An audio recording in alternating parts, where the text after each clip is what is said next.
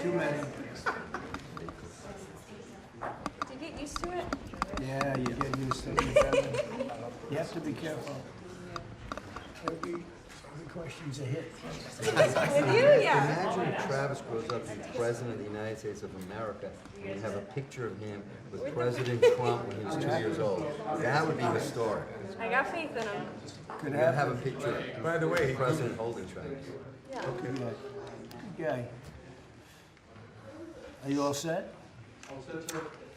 Well, thank you very much. And today I'm thrilled to announce that one of the most respected pharmaceutical companies anywhere in the world, frankly, I know it very well, is Regeneron. And it's agreed to offer their prescription medications at heavily discounted most favored nation prices. In other words, the numbers will come down at levels that nobody's ever seen before. The whole most favored nation thing that we've been able to do with Bobby and Maz and everybody behind me, Marty, has been incredible. It's the biggest price reduction in drugs in history. By itself, we should win the midterms, but it doesn't work that way, unfortunately. You know, it doesn't work that way. People forget too quickly, but we'll have it's the biggest cut in drug prices in the history of our country by many percentage points. With this announcement, 17 of the world's largest pharmaceutical companies, representing 80% of the branded drug market, have now agreed to sell their drugs to American patients at the lowest prices anywhere in the world. We're going to have the lowest prices in the world. This will result in the largest drop in prescription drug prices in the history of the United States of America. I mean, it should be front page news, but it won't be. It'll be back on page 19, but the people get it. That's why we're in the Oval Office, I guess. I want to thank Regeneron CEO, a friend of mine for a long time, good guy, great guy, CEO Len Schleifer, and Chief Scientific Officer George Yankopoulos, who are two fantastic people in the medical world, very respected. We're also joined by Secretary Robert F. Kennedy Jr., Bobby, thank you. Secretary Howard Lutnick, Administrator of the Centers for Medicare and Medicaid Services, Dr. Mehmet Oz, who's doing a fantastic job. They all are. FDA Commissioner Marty McCary and Chief Counselor of Health and Human Services, Chris Klump. Thanks, Chris. Great job you're doing, Chris, wherever you may be. Thank you, sir. No, he's there. For decades, Americans have been forced to pay the highest prices in the world for prescription drugs, by far. Prices that were many, many times what the rest of the world was paying, because we had a president that didn't know what they were doing, or they weren't able to get other countries to agree to it. I was able to do that because I used tariffs. I said, if you don't agree to it, we're going to put tariffs on your country. And they said, we would be honored to do it, sir, after telling everybody no, including me. But they agreed to do it. The United States is just 4% of the world's population and consumers, only 13% of all prescription drugs. Yet pharmaceutical companies have been making 75% of their profits from American customers. So think of that. With 4% of the population and doing only 13% of all prescription drugs, the companies make 75% made, I don't know, maybe, hopefully they continue, because actually it's not as bad for them as it sounds. In fact, many of their stocks are up, because actually when the price goes up on the one end, they make up for the price coming down in the United States. So it really worked out pretty good. To address this chronic unfairness, I signed an executive order instructing my administration to do everything in our power to slash prescription drug prices for Americans while getting other countries to pay more, in many cases much more. But their other prices doubled, and sometimes they tripled, and ours would go down by 60, 70, 80%, even more. Today, we're building on our unprecedented success with Regeneron, committing to offer all new drugs moving forward at most favored nations prices. They'll make their current drugs available to Medicaid and MFN. That's most favored nation.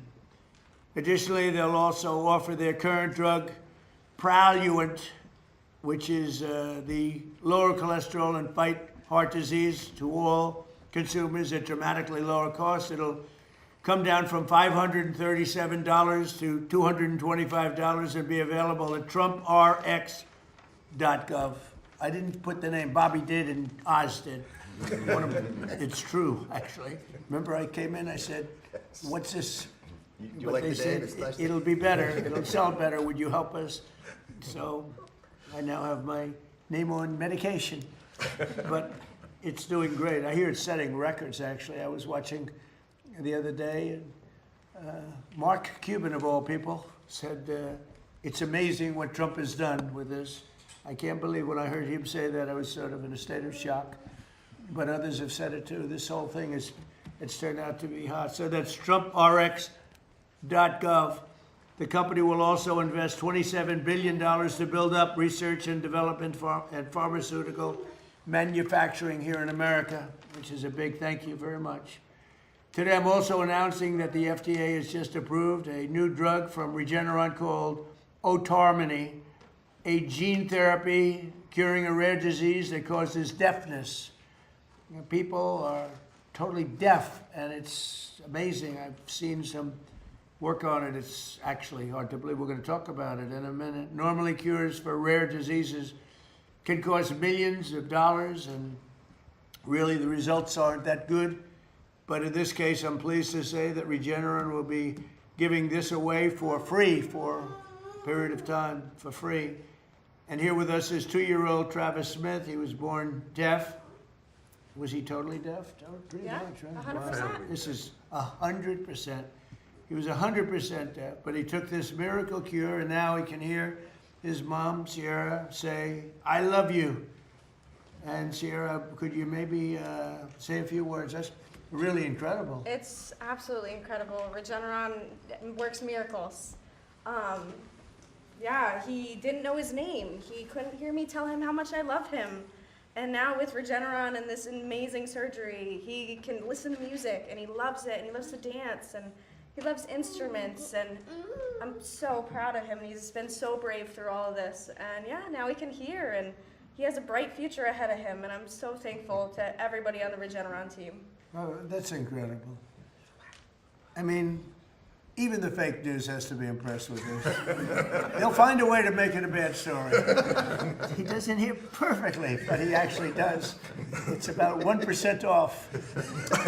They'll figure a way. How are you going to do it? You got to explain. No, they're genius.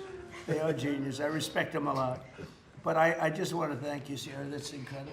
You and your family. Thank you for having us. He's a beautiful person, too. That's a beautiful boy. Thank you. Hi. Thank you. His life is a happier life?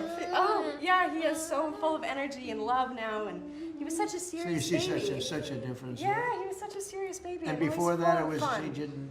It's very tough for. Oh, for sure. He can't tell me what he wants or what he wants to eat or what he needs, and now he'll be able to do that. And Wow. It's life-changing. That's a great job they've done. I want to thank Regeneron and other companies for doing their part to bring down the cost of health care for all Americans under our Most Favored Nations agreement. We've secured gigantic discounts with price differences from 4 to 5 and even 600%. 600%.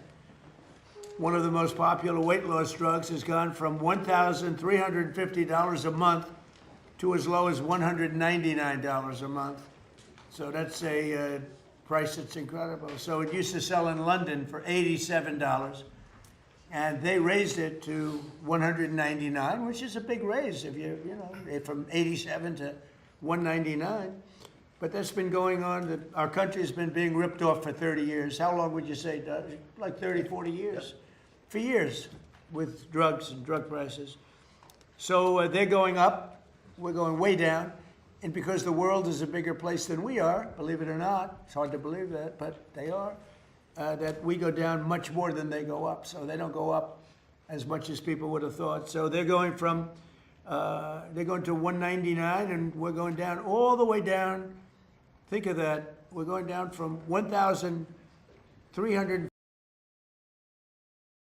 Nobody would believe it. And this is true with all. I mean, this is the weight loss drug. But this is true with all drugs. Sometimes even more of a difference than that, sometimes a little bit less, but sometimes substantially more than even that difference, and you see what that is. So we cut the per cycle cost of IVF drugs by thousands of dollars, and we reduced the price of the major COPD medication from $458 to What? That must be a typo. Is that a typo? From $458 to $50. If your boy was here, he'd go, wow. He left, he got bored. I think he got a little bored. He wants to go into bigger and better things, but there's nothing bigger or better than this. They'll all be available right now at trumprx.gov, so it's, that's why it's doing well. It's not doing well for other reasons. It's doing well. Think of that. That's some discount. But we have others, and these are all top companies and top medications. And I think in the end, we're going to have every company involved. We're almost there right now, but we're going to have every company involved. So Trump RX has already received more than 15 million visitors, and every American should log on to check for massive discounts before they go to the pharmacy. It's setting a record. Nobody's ever seen anything like this. I've actually had many companies, I shouldn't tell you this, Bobby, but there have been many companies say, sir, we'd like to buy from you if you could. What? TrumpRx.com. I said, it's not for sale. It's not me. It's the government. The government owns it. I don't own it. But they're all impressed. These pharmaceutical companies, they said they've never seen anything like this. So it's fantastic. Now, I'd like to ask Secretary Kennedy to say a few words, and then we'll have Dr. Oz, the team at Regeneron, and Sierra. And Sierra, I'm so happy for you. And Chris Klump has been unbelievable, a real star. You don't know his name as much as some of the others, but he's a real star of the group. So, Bobby, please. Thank you. Thank you, Mr. President. I was reminded when the President was speaking of a conversation that I had yesterday with one of the Democratic senators who was questioning me during a hearing, and she was ridiculing President Trump for his math, and she was saying, it's mathematically impossible to have a drug drop by 600% cost, which he had claimed. And I said, well, if the drug was $100 and it raised the price to $600, that would be a 600% rise. Well, if it drops from 600 to 100, that's a 600% savings. And the President used that mathematical device to illustrate the magnitude of the theft that has been happening against our country and our people. As he said, we have 4.2% of the world's population. We take 13% of the pharmaceutical drugs. We spend 80% of the biotechnology research in our country, and we provide 75% of the profits to the pharmaceutical industry. This is a ripoff that has irked him for 20 years. During his first term, he held the line on drug prices for the first time in history. He came back on this term and he said, we're going to lower them this time, no matter what. There's people in this room or a part of the White House staff who said, we can't do that. Oz and I said, we probably can't do that, but he harassed us. We were beleaguered. It was like Fort Apache. Dr. Oz would not answer his phone because he was calling all night long with the president on the line saying, get this done. And we brought in this amazing superstar, Chris Klump, and he negotiated these agreements that people said were impossible. I want to thank him for his leadership, Chris, and I want to thank George and Lynn, who are the co-founders of this this company of Regeneron. Their generosity, their idealism, their love of this country, and their compassion for these children who are injured. Thank you. Thank you, Bobby. Amazing. It is amazing. And you're right. I took a lot of heat. I'd say 500, 600, 700. But we also say sometimes 50%, 60%, different kind of calculation. 70, 80, and 90%. And people understand that better. But there are two ways of calculating it. But either way, it doesn't make any difference. Whether it's 60, 70, or 80%, nobody's ever heard of it. But it's also 500, 600, 700, depending on the way you want to look at it. So the way you word the calculation. It's either one. But Bobby, you're doing a fantastic job. We wanted somebody out of the box, and we got him, right? I would say we got him. And Bobby, he's a great guy, actually. So, Oz, how about saying a few words, please? So this has been an unprecedented process. The president insisted we deal with one critical number you should all remember, which is that 1 in 3 Americans, when they go to the drugstore, after they've seen a doctor, will often leave empty-handed because they cannot afford the medications they're picking up. So affordability was the main word the president would use in many of those phone calls. He wanted it to be done fairly. We created a partnership with the pharmaceutical industry that was remarkable in that it pushed 17 massive companies into the fold to try to do deals, again, unprecedented, that would allow us to claim that they were giving the most favored nation pricing to this country, to the American people. The president would not take no for an answer. We got 16 companies in, but not the 17th. How many times do you think we spoke about the 17th company? Too much.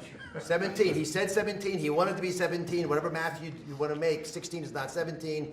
There's a reason that the 17th company was delayed. It's why they're here today. It's that beautiful young boy you saw earlier. When you can save a child's hearing, and Mr. President, we talked about a lot of numbers.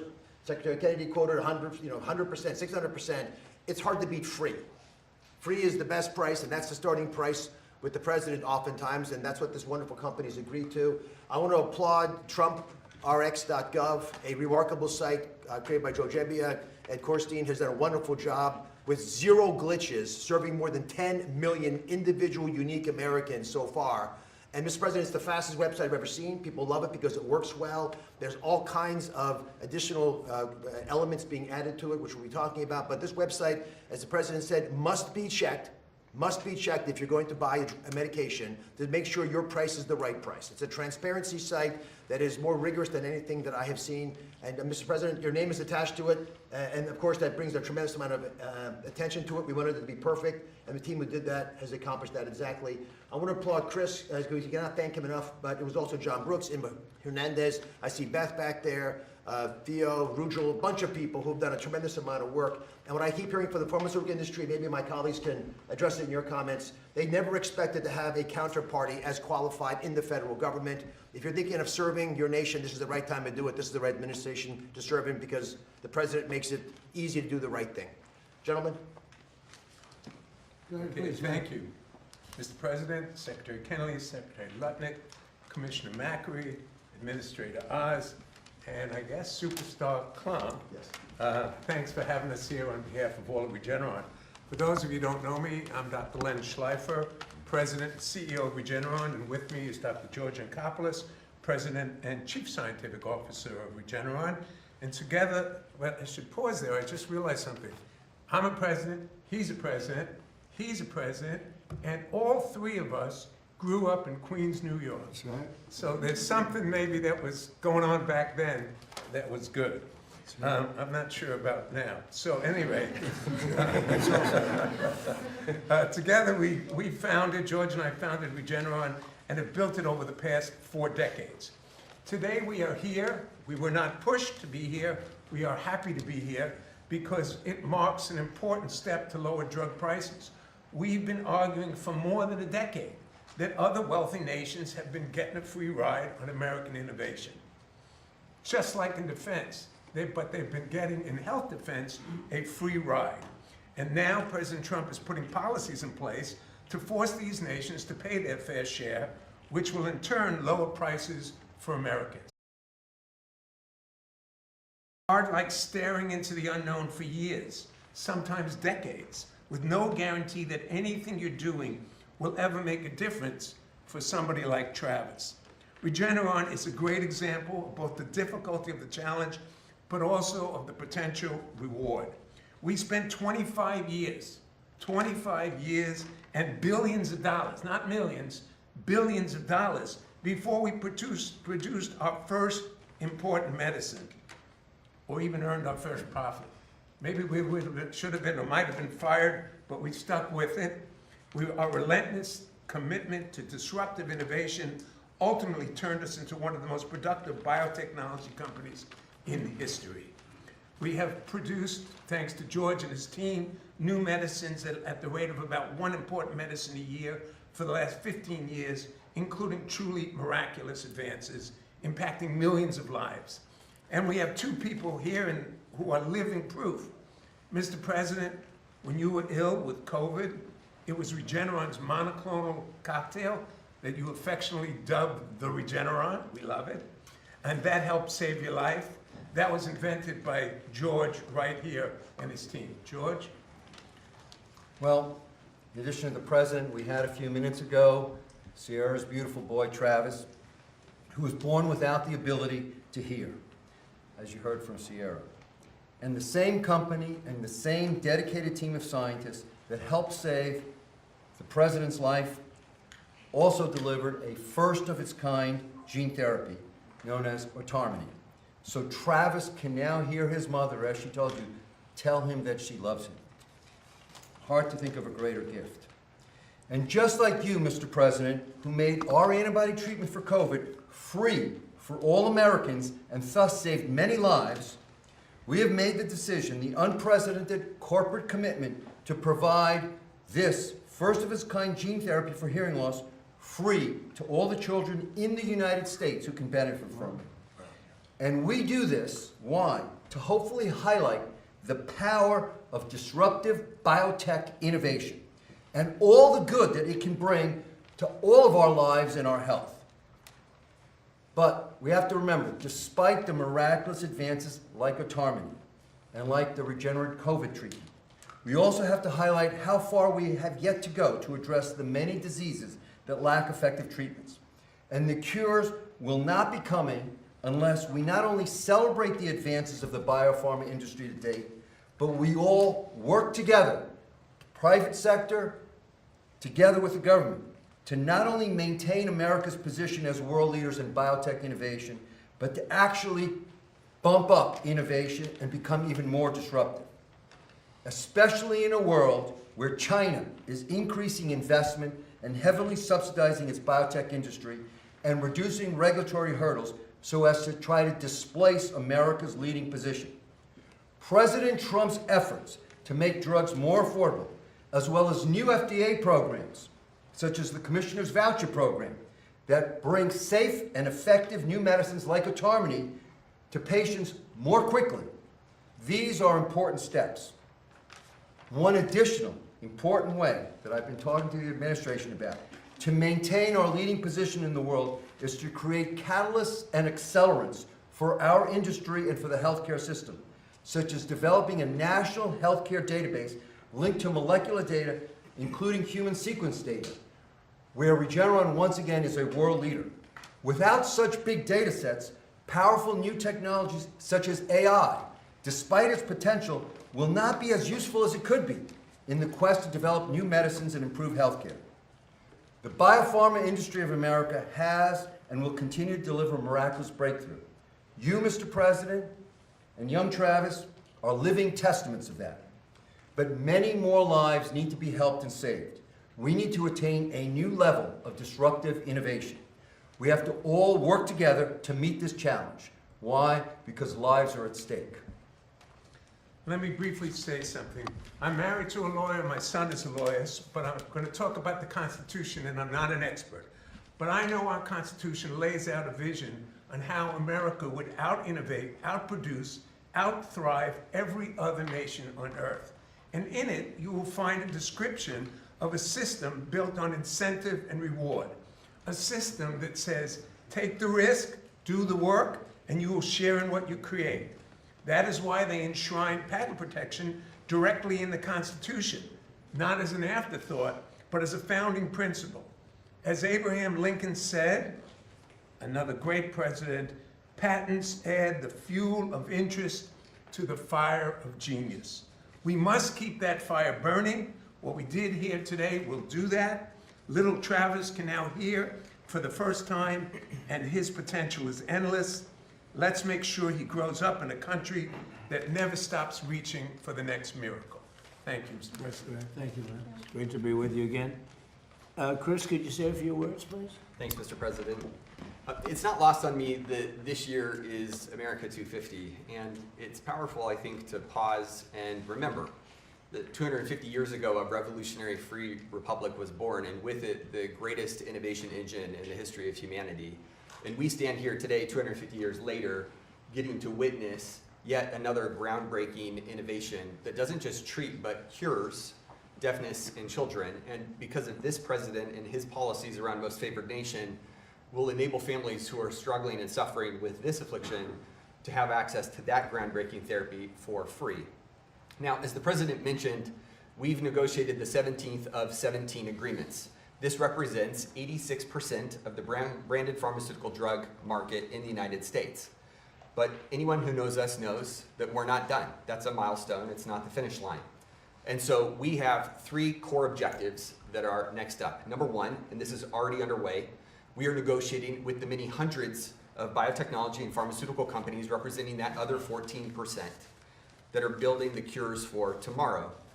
To all those who are listening, I hope that we have proven that we are credible and reliable and trustworthy partners. We want to sit with you, we will listen to you, we will take the time to understand your businesses, not only as we negotiate on behalf of every American family for affordability, but also to ensure that you're best positioned to create the cures for tomorrow. Second, we continue our work on negotiating international trade agreements. 59 days after we stood in this office and President Trump, standing with Albert Bourla from Pfizer, announced the first of the 17 MFN deals, together with our colleagues from the Department of Commerce under Secretary Lutnick's leadership and from the U.S. Trade Representative's office under the leadership of Ambassador Greer, we negotiated a landmark agreement with the government of the United Kingdom in which they agreed to increase significantly the amount that they spend on branded pharmaceuticals for the first time in 26 years. That work continues with other countries. And third, we will continue our work with our partners in Congress to codify the principles that underpin these most favored nation deals so that these savings for American families and this innovation that is unleashed at the same time persists for decades to come, so that the 1 in 3 or 4 families that Dr. Oz mentioned, standing at a pharmaceutical counter or pharmacy counter right now, wrestling with the decision that no family should have to make of whether or not they can pick up their prescription because they can't afford it, will no longer be the case. And at the same time, we know that there are roughly 20,000 known diseases in the world, and we have a treatment or a cure for fewer than a quarter of those. And so this president and his policies is not only safeguarding affordability for American families, but is ensuring that we continue to bet on American exceptionalism. We bet on innovation. We bet on the principles that have taken us to this place in 250 years for the next 250 years. Thank you, Mr. President. Well, thank you, Chris. Great job you do. Maybe you want to talk about rescheduling while we're here? Just say what you're doing and Yes. the progress that you've made. Great. Well, Mr. President, today is another promise made, promise kept day. On December 18th, you signed an executive order on increasing medical marijuana and cannabidiol research, and today we delivered on that promise. The Acting Attorney General this morning signed an order that moves into Schedule 3 medical marijuana products that are FDA approved or that are state licensed. This is a giant move forward to implement your promise, and it's actually a campaign promise that you made. You said we're going to move into Schedule 3 to increase the research on these medical products, and just wanted everyone to know that 1, you make promises, you keep them, and 2, what does Schedule 3 mean for state licensed medical marijuana products? We will begin implementation right away of this order.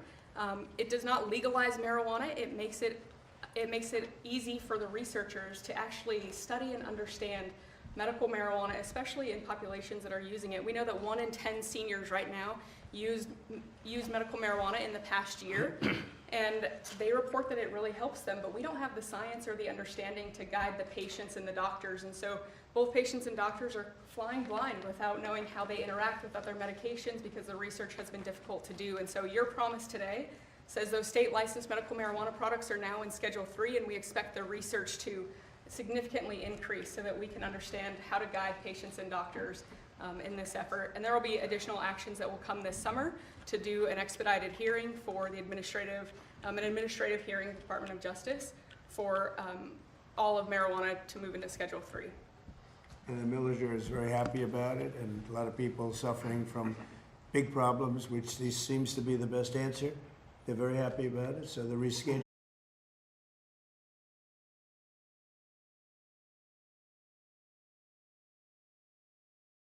He found this answer, and he said, he's doing it for other people. And so Howard and Michelle probably, they're watching or they'll be hearing about it, but they worked very hard to get this done. And it's an honor, and you've done fantastically. You all have, and I appreciate it. And a man who's doing an excellent job is Howard Lutnick. He's in a little different sphere. He's not in the medical sphere, but he knows what it all means. And from Commerce, he's the Secretary of Commerce. Howard, would you say a few words for us? Sure. So in partnership with Bobby Kennedy and Mehmet Oz and the whole team, when they do most favored nation, we also ask the company to reshore and build their drugs here in America, because too many of our drugs, our key drugs for our health, are being made overseas. And in a conflict, we can't rely upon them. And I'm honored to say that our partners from Regeneron have agreed to reshore their production of pharmaceutical drugs, and this is exactly from your pharmaceutical tariffs. That's the point. So that means $448 billion of drug manufacturing is coming to America because of your tariffs, because of your pharmaceutical strategy, and we are proud to invite Regeneron to do this giant build in America, and all the rest of the pharmaceutical companies. They've committed to build in America because of your tariff policy and your strategy. And because of the tariffs, we have, it's been amazing actually, we have Eli Lilly and Pfizer and all of the companies. We had, I guess, 7 of them here at one time, which was interesting to see, but they actually got along with each other pretty well. They stood right behind me, the biggest companies in the world, and they're all building, Eli Lilly is building, I think, 5 major plants, which without tariffs, they would have built none. I said, how many would you build without none? They were all making these products in other countries, a lot of other countries actually, not just China, but a lot of other countries. And I think by the time I leave office, they'll be mostly operating these, they have an incentive to do them quickly, big incentive, like the tariffs go up if they don't. And remember, if they do them here, they don't have any tariffs to pay. It's an incredible incentive. And if they don't do them here, they have a very substantial tariff, so they get penalized. And it's bringing countries, not only drug companies, but car companies. AI is a different thing altogether, but even there, but the AI is, we're leading China in AI, we're leading everybody in AI. We're leading now in car companies. They're coming from Canada, they're coming from Mexico, Germany, Japan. They're pouring into our country because of our very smart, should have been done long ago by other presidents. We were the car capital of the world 50 or 60 years ago, and then they just started taking them away. We were the chip capital of the world, and now, you know, Intel, and now they're coming back. All the chip companies are coming back. You may say a word about that, Howard, real fast, because we are, what we're doing with chips are incredible. And all we're doing is saying at the end of a year and a half, 2 years, if you don't have your chip company, you're going to pay a tremendous tariff to put chips into this country. And they are building, I think we'll have close to 50% of the chip market very soon. Right now we had nothing. We had virtually nothing. And they're coming in from Taiwan. They're coming in mostly from Taiwan because that's where chips are made, but mostly from South Korea, Taiwan, various other countries, but they're coming back to America. We're bringing them all back. It's a revolution. Nobody's ever seen what we've done. There's never been anything like what we've done. We have $18 trillion being invested. That's for 11 months. And the last administration had less than $1 trillion in 4 years. We have, in 11 months, over $18 trillion. Howard, do you want to talk just for a second about the chip market, because it's explosive? Sure. So you've got semiconductors, you've got leading edge logic, you've got high bandwidth memory, and you have foundational chips. And America had a couple of points, 3 or 4% market share, and we are, of course, the biggest demand. And the president gave the order, let's get these factories, these fabs built in America. And our expectation is we will have $1 trillion of these fabs. These are factories. This is not the hyperscalers buying chips. This is literally the making of the chips, right? We had Micron, $200 billion, TSMC, $165 billion. The list goes on and on. You negotiated a great deal with Taiwan, $500 billion coming to America. We'll have $1 trillion of semiconductors. That's part of his $18 trillion, but it's foundational for us to take care of ourselves. Thank you very much. Now, I'll go off subject for a minute, but I think it's very interesting, and I hope you go over and take a look, because it's happening right now as we speak. But first, if you look outside, so we had flooring outside, we had slate, and it was coming to pieces. It's been there since the early 19th. Path to the Oval Office, it's a path to the West Wing, and it was terrible. It was broken, bad shape. The whole White House has been in bad shape. It's right now in better shape than it is. I think the day they built it, this is better right now. But we're putting magnificent new granite. It's called charcoal. It's black granite against the white, beautiful white walls. We've stripped all of the paints off. We had 200 years of paint, and we've redone it, and it's beautiful. You can see the building, but you can also see the columns, everything else. But we're replacing, and they're working right outside. If the press wants to go and take a look at what they do, really pros. You see the way large slabs of black granite. Granite is rated as, this particular granite, over 1,000,000-year life. As an example, concrete gets rated for about 200 years if you get very high grade. This is over, it's rated over, can you imagine? Nature produces something better than you can make. So it's very interesting. It's a beautiful job they're doing. And it's highly polished granite in the areas you don't walk on. And it's called flame finished, the areas that you do walk on, there's no slip. So it's a beautiful job, and it's going up nice. And if you want to take a look outside the window, so that's replacing a stone that was here from the early 1940s, a little before that. And you'll see the ramp too. We're keeping the ramp. That was for FDR. He needed a ramp, as some people would know. And in his honor, we're leaving it. I wanted to leave it. It means something. The other thing that we're doing that's taking place right now is the Lincoln Memorial has a beautiful reflecting pond or lake. They call it a pool, lake, and pond. Everything is different, but the word reflecting is a good term. It was built in 1922, and it was built out of granite and various stones on the bottom, and they never look great because that's not really meant to be a stone that's underwater for that much of a period of time. It's about 1.5 to 2 feet deep. You all know it well. That's where Martin Luther King gave his great speech, and he had 1 million people, and I had the same exact crowd, maybe a little bit more, but they said I had 25,000 people on July 4th. I have pictures of Martin Luther King's crowd, my crowd. It's the exact same everything, but it was 70 years difference. The exact same crowd, but I actually had more people, but that's okay. They gave him 1 million people. They said 1 million people, I had 25,000 people, so. But these are the things that you get with we had on July 4th, a few years ago, first term. So you have this reflecting lake pond is incredible, but it was terrible. The condition, you all know it. A friend of mine came from Germany to see me, and he said, oh, we went over, it's so sad. What's sad? This is a number of months ago. He said, it's filthy dirty, the water's disgusting looking. It's not representative of the country. And I said, well, I'm going to have to go take a look because, you know, Secret Service doesn't let you just walk around too freely, actually.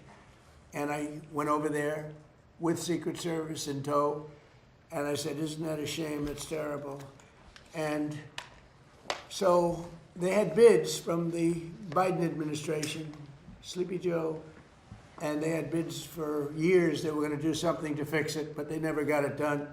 And it's so important for our country. Everybody knows this. It covers the Washington Monument, Lincoln Memorial. It's in between. It's 2,200 feet. That's taller than any building in the world if you lay it down on its side. Think of it, 2,000. That's a long, over 2,000 feet long. Such would be many swimming pools, many, many, many stacked up together. But it would be the equivalent of the tallest building in the world, plus laid down on its side. So it's very big. It's very wide, actually. It looks narrow because it's so long. And so the pricing was coming in over the years, but it came in sort of recently that it was going to cost $301 million to fix it. It was going to take 3.5 years. So they had to take all the granite out, which is there again, 1922. And it was leaking like a sieve. You couldn't keep water, couldn't keep anything. Granite's not the right stone for that, right stone for that, but not for that. And I said, you know, I have an idea. It's 301 million. It was going to take 3.5 years. So remember those numbers, 301 million. This is a business study. And it was going to take 3 to 3.5 years.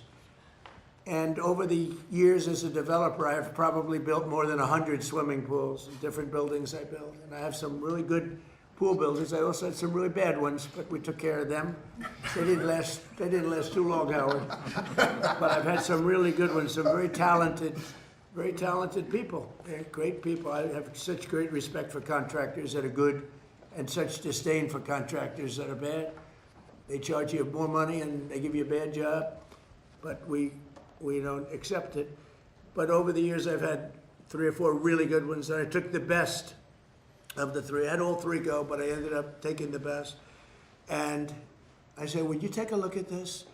It's 2,200 feet long. He said, what do you want me to look at, sir? I said, have a little swimming pool. Think of it as a swimming pool. I said, oh, how big is it? I said, 2,200 feet by 167 feet wide. He said, that's the biggest swimming pool. He said, I've been doing this for a lot of years, sir. I've never heard of a pool like that. I said, well, you'll see, it's a reflecting pool. And very big signal, and very important for Washington, D.C., where we, by the way, have almost no crime, I have to say. That's maybe more important than talking about this.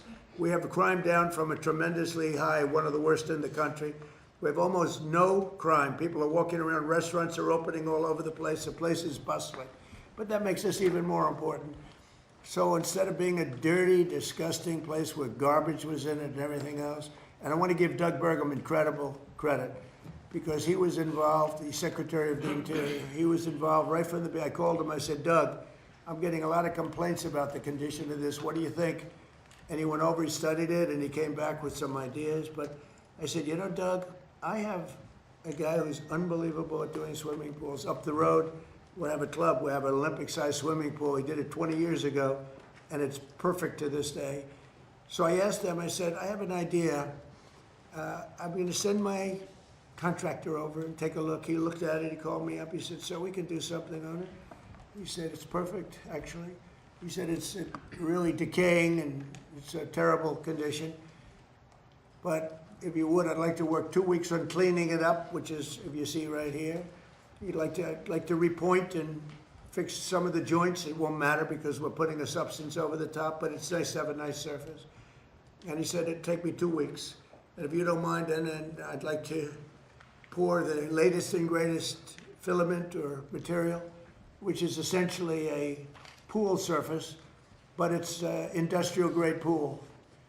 And he said, what color would you like, sir? I said, well, what about turquoise, like in the Bahamas? He said, well, this is Washington, sir. We can give you turquoise, but why don't you try, like, we have a color. It's called American flag blue. I said, that's the color I like. He talked me into it very easily. So he said, that's the color I like. So he came in, and remember, 3.5 years, you have to take all the granite out. Then you have to put all brand new granite in. Take years to do it. Over 300 million. Our job will take 1 week and will cost about $1.5 million. And people said, wow.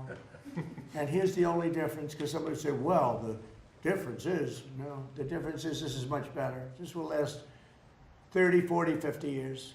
And if it didn't, you do it again quickly if you want. So it's being done now, and I think you'd find it really amazing to go take a look. So here it is. You see the trucks.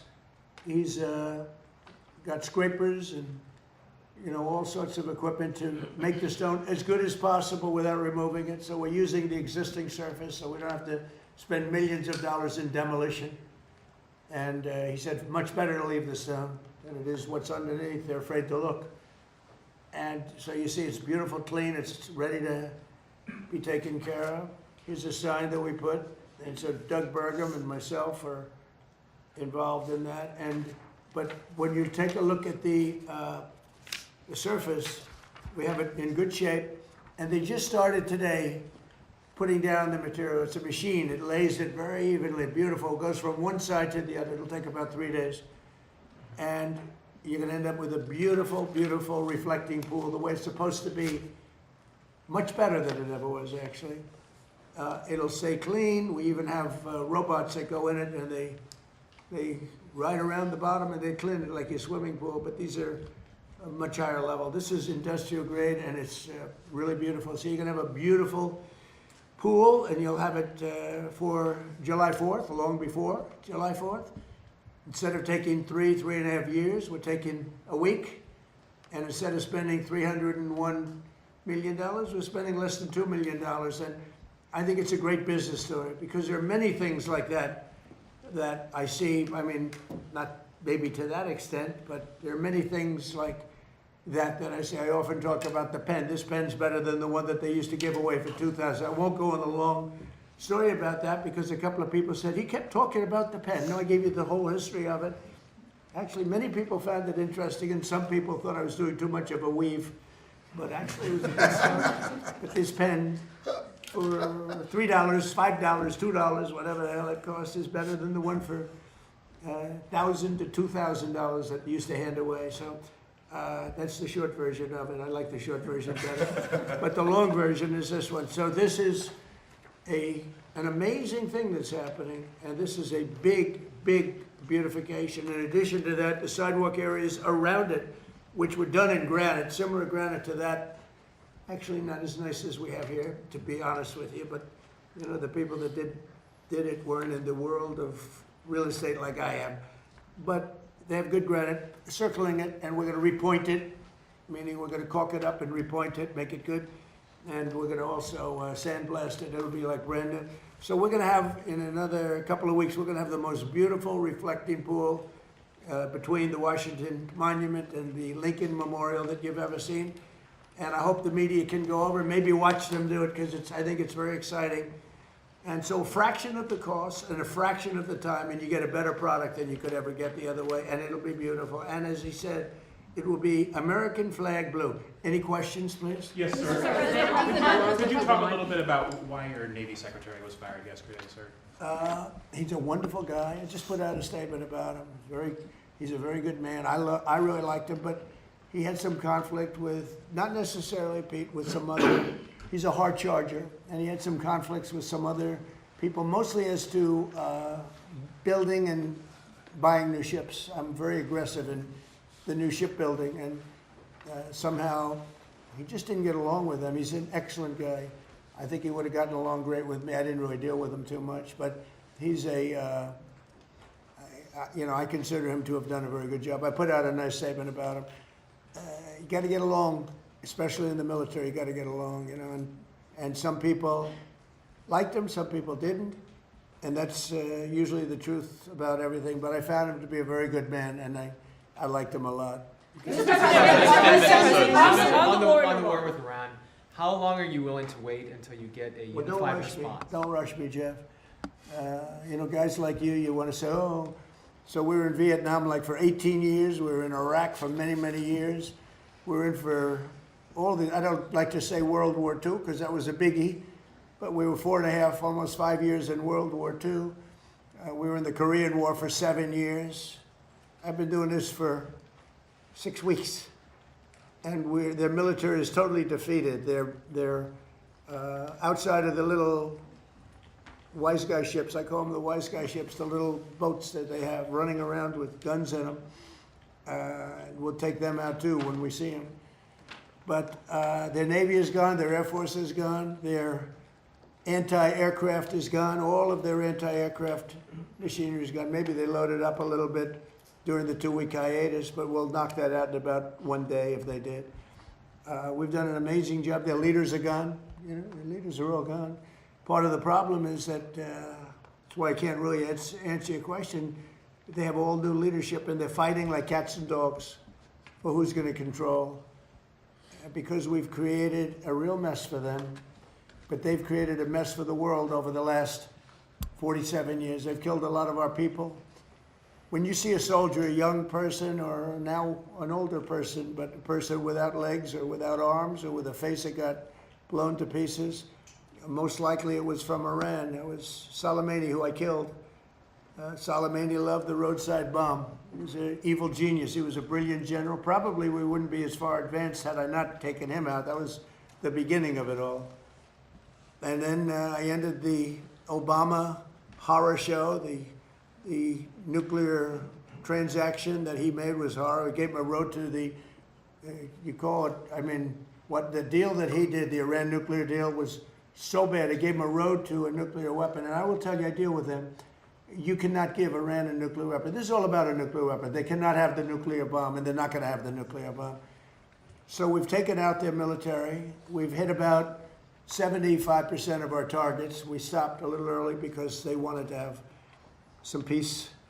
And we have a blockade that's 100% effective, and they're getting no business. And as you know, they're not doing well economically, financially. They're not doing any business because of the blockade.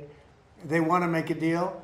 We have been speaking to them, but they don't even know who's leading the country. They're in turmoil. They're in turmoil. So we thought we'd give them a little chance to get some of their turmoil resolved. But, you know, and I hope the fake news, people like you, I hope the fake news are going to be able to write about it accurately, because when you say, oh, they're fighting very well, they're not fighting well. They've been obliterated, Jeff, obliterated. 159 ships are in their Navy. You know how many ships are at the bottom of the sea, Jeff? 159. So, you know, and if you read the New York Times, the failing New York Times, subscriptions are way down, as you know. That's because people don't believe the stuff anymore. If you watch CNN, you'd think that they're doing well in the war. They're not doing well. They're getting absolutely decimated. Now, with all of that being said, we'll see what happens. They have a lot of, we have no pressure. It's only guys like you with a question like that about what's your time. We've been doing it for 5.5 weeks. But sir, Is your administration, it's Mr. been President? 8 weeks that the U.S. now has been involved with Iran. You had initially said it would be 4 to 6 Well, weeks, I and it hope would be that, but I over. also took a little break. I gave them a break. And remember this, I want to make the best deal. I could make a deal right now. Do you know that if I left right now, we had a tremendous success. It would take them 20 years to rebuild, but I don't want to do that.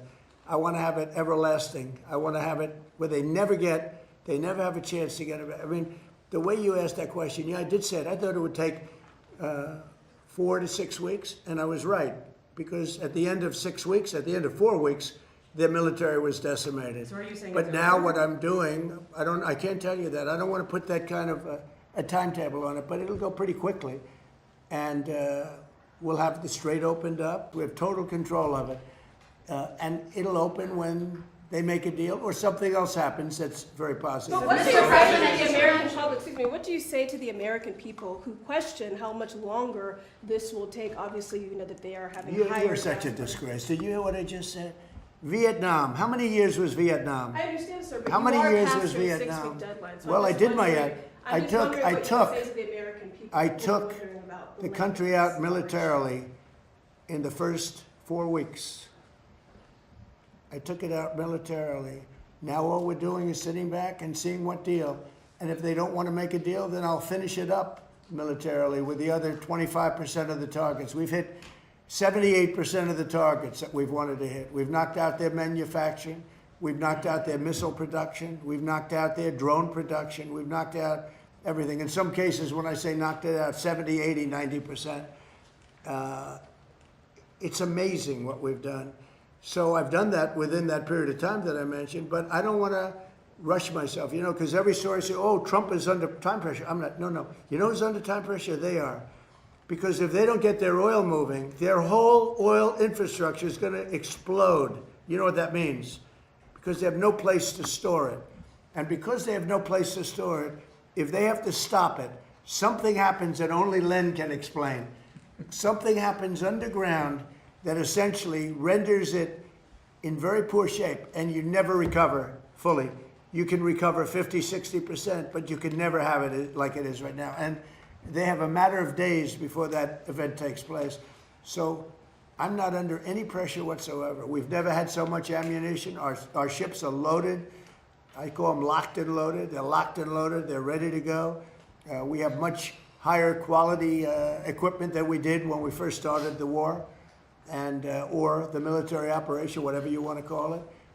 And they're coming to us. The problem they have is they are very disorganized right now. Well, now yesterday, and I was very pleased with this, 8 young women were going to be executed yesterday afternoon at 6 o'clock. And I asked them, call it a favor or call it just a moral request that they not be executed. And they came back with an answer that they won't be executed. They're going to release, it was protesting. 8 beautiful young women, very young women. And their pictures in the paper. And it's been a story for a little while, and I saw that. And I said, let's see if we can save them. And it was very nice what happened. So they're not going to be, what they're doing is, as you know, they're releasing 4 of them very shortly, and they're going to keep 4 of them in jail for a period of 1 month and release them, so they won't be executed. Yeah, please. So if you're asking for more time to sort out I'm negotiations not with asking you Iran, for more time. I'm I not mean, asking for general. them. No, But it's if not you more need time. more I'm just, time- I'm not asking anybody for more time. if you need more time, does that mean Americans should anticipate spending more on gasoline for the foreseeable future? For a little while. And you know what they Well, get how for long? that? You know what they get for that? Iran without a nuclear weapon that's going to try and blow up one of our cities or blow up the entire Middle East. You want to see what shock would be? And I have to be honest, you're the stock 1 year- market is at an all-time high right now. I thought it would have been down 20, 25%. wanted When to we drive hit, wait a prices minute, down wait, this can year. I finish my question? Wise guy. Stock market's at an all-time high right now. I projected, and I'm pretty good at this, that the stock market, Howard, would drop maybe 20%, 25%, and I understood that, and I said, hey, it's a bad thing, but I have to do what's right for the country, even the world, because you can't have them, you cannot let them have a nuclear weapon. So the stock market, unlike what a lot of people were predicting, I thought they weren't necessarily wrong. The stock market today hit an all-time high. Hit an all-time high yesterday, the day before, and it's staying there. I thought oil would go up to maybe $200 a barrel, and oil is at a different number than anyone thought. In fact, this country is much lower because we have all the oil we can use. We're actually, ships are coming from all over the world to Texas, Louisiana, and Alaska. They're coming from all over the world to get oil from the United States, while this is closed, the Hormuz Strait. So if you look at what I said, I guess it was right, because I said I'd have it 4 to 6 weeks, and in 4 weeks we have totally defeated their military. But you began So this right year- now, I don't want to rush it because you guys are, trying to make us look as bad as possible. I don't want to rush it. I want to take my time. We have plenty of time, and I want to get a great deal. I want to get a deal where our nation, from lunatics with nuclear weapons. Yes. And if it does go to 200, are you okay with that, sir? If oil goes to 200? I think that there's nothing worse than a nuclear weapon that takes out one of your cities or 2 of your cities or 3. I think there's nothing worse than a nuclear weapon that's going to destroy the Middle East, including Israel. I think there's nothing worse than Europe being under attack by people that have missiles now that reach Europe. As you know, they don't reach us, but they reach Europe. But they will reach us at some time, probably the not too distant future, unless we stop them now. I think there would be nothing worse than having nuclear holocaust in Europe, London, Paris, various places in Germany, all targeted. No, what I say is you can't let them have. I don't think it will happen, by the way. I really think we actually, it turns out that we are drill baby drill, and it turns out we're producing a lot of oil, and they're buying the oil. They're going to Alaska, they're going to Texas, Louisiana, and our guys have done a fantastic job. We're putting out right now more oil and gas than we ever have in the history of our country. And one other thing, there are more people employed today in the United States than ever in the history of our country. Mr. President, I have a question, sir. Is it true that your administration is considering sending 1,100 Afghans to the Democratic Republic of Congo? And if so, do you have a response to I launch? don't know, I'd have to check that. Do you plan to Please, bring no, about- behind Thank you, you, Mr. please. President. Breitbart News' Matt Boyle just published an interview with Greek Prime Minister Mitsotakis, in which the Prime Minister said that he's rooting for you to succeed in getting a deal with Iran. And he also said he looks forward to hosting you in Greece later this year. Do you have any It's very response? nice. No, it's really nice. I mean, Greece has been very supportive, actually. Greece has been terrific. He's a terrific guy because he understands the importance of it. Oil goes up a little bit. I hate it. I was the one that had it down to $60 a barrel. And I looked at guys like Howard Lutnick. Howard, you remember it well. I said, well, we just hit an all-time high in the history of the market. Think of this. When we hit 50,000, I was told, everybody was told, when I won the election, November 5th, they said, well, during the 4-year period, it'll be impossible for the Dow to ever reach 50,000. It'll be impossible for the S&P to ever hit 7,000. Impossible. And you remember that, Howard, right? It was going to hit maybe 6, 7 years, 8 years, but I did it in my first year, hit 50,000. Now it's just about at 50,000, and S&P is higher than it was when we started. And S&P hit over 7,000, and that was before the year ended up 1 year. So I can only tell you this, it'll end. I don't think it'll be very long, by the way. They're delaying it because we don't know who to deal with. They are in, they know who the leader is in this country. We don't know who the leader is in Iran. Because remember, regime change. Khomeini is gone. He's gone to greener pastures. He's gone, and all of his team is gone. Then a second group came in. They're all gone. And now you have the third group, and they're a little concerned about being gone too. Sir, would you use a nuclear weapon against Iran? You posted on No. Truth Social No, a few weeks ago. we don't need That's it. not Why what do I that's need about. it? Why would a stupid question like that be asked? You posted Why would on I? Truth Why would I Social. use a nuclear weapon when we've totally, in a very conventional way, decimated them without it? No, I wouldn't use it. A nuclear weapon should never be allowed to be used by anybody. So do you plan to run? He's given a Onto the timeline state of when visit, they sir, could give which you a we're proposal. all very much looking forward to. Prince Harry today has said that he would like to see you do more to end the war in Ukraine. Do you think it's appropriate for a royal to make those comments ahead of the visit on Monday? Prince Harry? Yes, sir. How's he doing? He's in How's his Ukraine. wife? Please give him my regards, okay? No, I don't know. I know one thing. Prince Harry is not speaking for the UK. That's for sure. I think I'm speaking for the UK more than Prince Harry. But I appreciate his advice very much. Would you have Great invited him advice. to the dinner and to the state visit? Well, I next look week? forward to the dinner. We're having King Charles come. He's a friend of mine. We're really looking forward to it. We've spoken, and we're going to have a great time. I tell you, if I had that ballroom built, it would be filled. I wish we had more seats. They've wanted a new ballroom for 150 years. Now they're getting the best in the world. We're going to have the best in the world. But, we have a room that's not big enough to handle what would be a big crowd. But we're going to have very great people that love the UK. I love the UK. I think they made a big mistake on energy. You should open up the North Sea in Aberdeen. You should open it up. And the other thing is they've made a big mistake on immigration. Okay. Sir, on Trump RX, Go ahead, please, What ma'am. do you hope to learn from Janine Pirro's investigation into the Fed's renovation that you Say it did again, not? What do you hope to learn from the Janine Pirro's investigation into the Federal Reservation that you did not learn when you visited the site yourself last year? Well, look, the Federal Reserve Building is a small building. They're going to be in there by the time it opens, in my opinion, for $4 billion. I built a hotel down the road for $201 million that I believe is bigger than the Federal Reserve Building. $201 million. The ballroom, I'm going to have the ballroom from $300 to $400 million, depending on finishes, like marbles to quality and quality finishes. We'll go top of the line. But that's a much bigger project.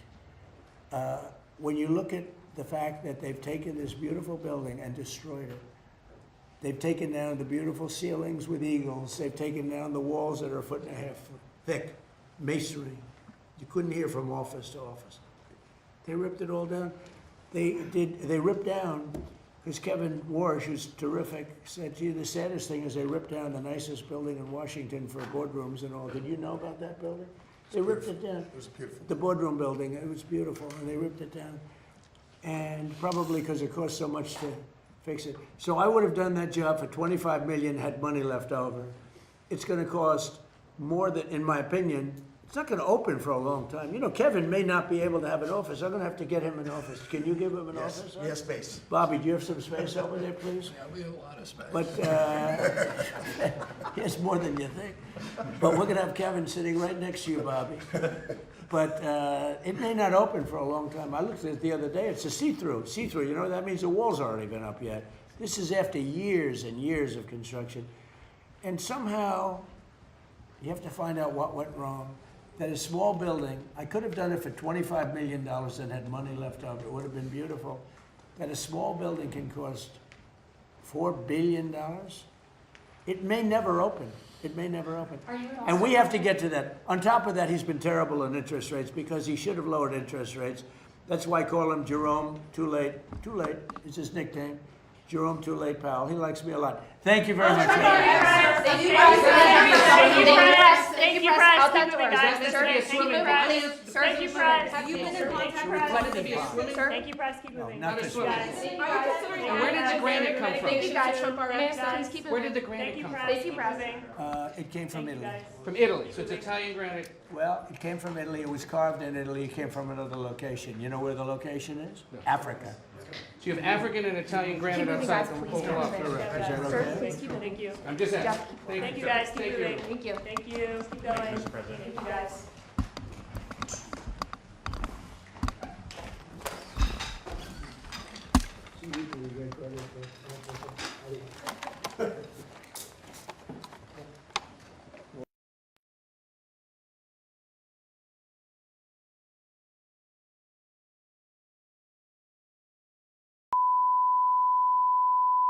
This is the primary audio circuit for the Reuters live service. So, you guys can do that every day? Every question is a kid.